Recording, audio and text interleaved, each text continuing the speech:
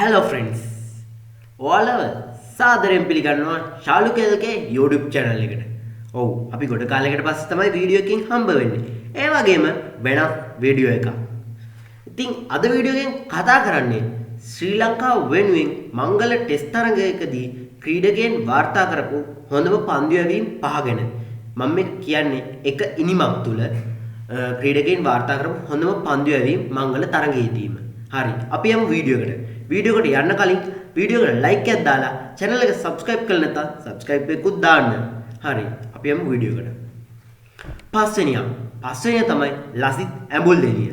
ඉතින් ඒ තරගය පැවැත්වෙන්නේ 2019 2/15 වෙනිදා. ග්‍රවුන්ඩ් එක කිංස් මීඩ් ක්‍රිකට් ග්‍රවුන්ඩ් තියෙන්නේ ඩුර්බාන් වල දකුණු අප්‍රිකාවේ.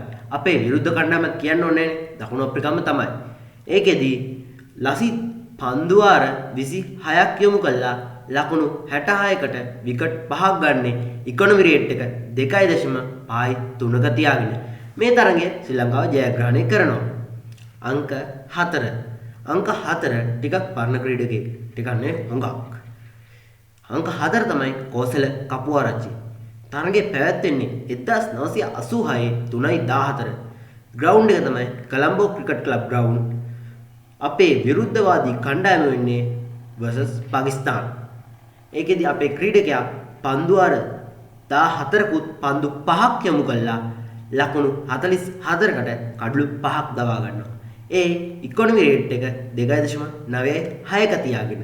ඉතින් මේ තරගය ශ්‍රී ලංකාවත් ජයග්‍රහණය කරන්නට සමත් වෙනවා. අපේ ලිස්ට් එකේ තුන්වෙනිය තමයි අකිල ධනංජය. තරගය පැවැත්වෙන්නේ 2018 2/10 වෙනිදා. ග්‍රවුන්ඩ් එක තමයි ෂියර් බන්ගාලා නැෂනල් ක්‍රිකට් ස්ටේඩියම් ඩකා. ඔව් ඩකා තියෙන්නේ බංග්ලාදේශ වල. ඒ කියන්නේ අපේ විරුද්ධවාදීනුත් බංග්ලාදේශ තමයි. ඒකෙදි අකිල ධනංජය ඕවර් 5ක් විතරක් යොමු කළා ලකුණු 24කට විකට් 5ක් ගන්න සමත් වෙනවා. ඒ ඉකොනොමි රේට් එක 4.8ක තියාගෙන. හරි අපේ ලිස්ට් එකේ දෙවනියා හොඳටම ළඟයි පළවෙනියට. දෙවනියා තමයි උපුල් චන්දන. ඉතින් මේ තරගය පැවැත්වෙන්නේ 1999 3/12. ඒ බූ නැෂනල් ස්ටේඩියම් ඩකා. ඩකා කිව්වම හිතුවනේ ආයෙත් බංග්ලාදේශ කියලා. නෑ බංග්ලාදේශ නෙමෙයි. මේකේ අපේ විරුද්ධ කණ්ඩායම පාකිස්තාන. මේක පැවැත්වෙන්නේ ඒෂියා ටෙස්ට් ක්‍රිකට් චැම්පියන්ෂිප් එක යටතේ.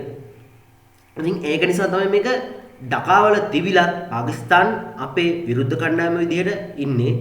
ඉතින් මේකෙදි උපුල් චන්දන පන්දුවාර 47යි පන්දු 5ක් යොමු කළා ලකුණු 179කට කඩලු 6ක් දවා ගන්න සමත් වෙනවා.